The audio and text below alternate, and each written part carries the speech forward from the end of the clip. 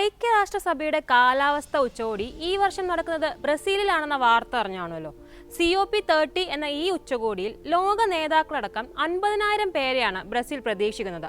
Bellum എന്ന സ്ഥലത്ത് November 10 മുതൽ 21 വരെയാണ് ഉച്ചകോടി നടക്കുക. എന്നാൽ ഈ കാലാവസ്ഥ ഉച്ചകോടിക്ക് മുന്നോടിയായി ഇപ്പോൾ വിവാദങ്ങളുടെ കൊടുമുടി കയറിയിരിക്കുകയാണ് ബ്രസീൽ. കാരണം എന്താ? കാലാവസ്ഥയെക്കുറിച്ച് ഘോര പ്രസംഗങ്ങൾ വരാനിരിക്കുന്ന ഉച്ചകോടിക്കായി ബ്രസീൽ ആമസോൺ മഴക്കാട് വെട്ടിത്തെളിച്ച് റോഡുണ്ടാക്കി. അതും ആയിരക്കണക്കിന് ഏക്കർ വനഭൂമി ഒന്നാകെ വെട്ടിത്തെളിച്ച്. BBC റിപ്പോർട്ട് പ്രകാരം ഒരു 4 വരി പാതയാണ് കാടിന് നടുവിലൂടെ ബ്രസീൽ ഒരുക്കുന്നത്. ഏകദേശം 10,000-ലധികം ഏക്കർ കാട് ഇതിനുവേണ്ടി ബ്രസീൽ ഭരണകൂടം വെട്ടിയതായാണ് റിപ്പോർട്ട്.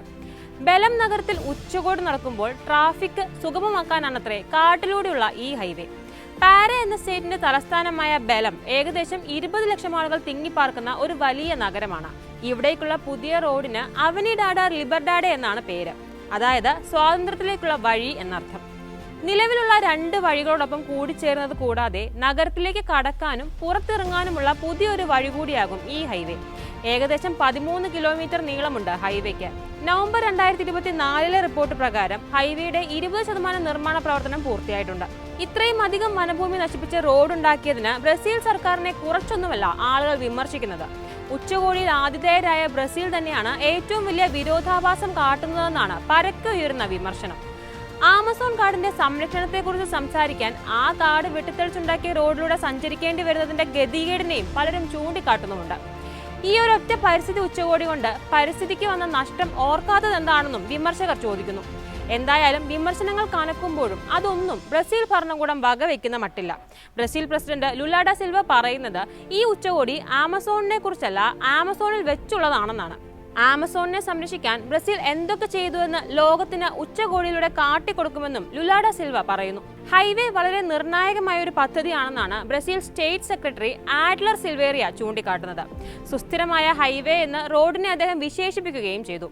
ഹൈവേയിൽ മൃഗങ്ങൾക്ക് സുഗമമായി യാത്ര ചെയ്യാൻ സൗകര്യമുണ്ടെന്നും സോളാർ ലൈറ്റുകൾ വരെ ഘടിപ്പിച്ചിട്ടുണ്ടെന്നും അദ്ദേഹം അവകാശപ്പെടുന്നുമുണ്ട്. എന്നാൽ പരിസ്ഥിതി പ്രവർത്തകർക്ക് ഈ വാദങ്ങളൊന്നും തന്നെ സ്വീകാര്യമല്ല. റോഡ് നിർമ്മിച്ചതിലെ വരും വരായികകൾ ചൂണ്ടിക്കാട്ടി സർക്കാരിനെ നിരന്തരം വിമർശിക്കുകയാണിവർ. വനനശീകരണം എത്ര ചെറിയ രീതിയിലാണെങ്കിലും നഷ്ടം മാത്രമാണ് അതിന്റെ ഫലമെന്ന് വന്യജീവി ഗവേഷക സിൽവിയ ഡാൻസിൽഹ ചൂണ്ടിക്കാട്ടുന്നുണ്ട്.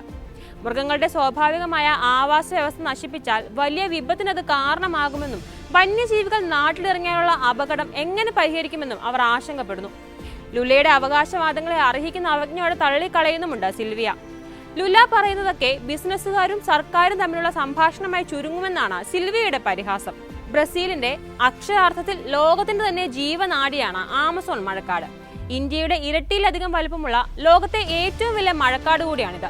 ബ്രസീലിന്റെ 2/3 ഭാഗവും ആമസോൺ മഴക്കാടാണ്. കാർബൺ ഡൈ ഓക്സൈഡ് വലിയ രീതിയിൽ ഉള്ളതുകൊണ്ട് തന്നെ കാലാവസ്ഥാ വ്യതിയാനത്തെ കാര്യമായി സ്വാധീനിക്കാൻ ആമസോൺ കാടിനാകും. ലോകത്തെ ശുദ്ധജലത്തിന്റെ 20% ആമസോണിലാണ്. വിവിധ തരത്തിലുള്ള 16,000-ലധികം മരങ്ങളും ആമസോണിൽ കണ്ടെത്തിയിട്ടുണ്ട്. ഇങ്ങനെയൊക്കെ ഭൂമിയുടെ ജീവശ്വാസമായി നിൽക്കുന്ന ആമസോണിലെ ഏക്കർ കണക്കിന് ഭൂമി വെട്ടി പാരിസ്ഥിതിക ഉച്ചകോടിക്ക് റോഡ് വെട്ടുന്നത് വിരോധാഭാസം എന്നല്ലാതെ എന്ത് പറയാൻ?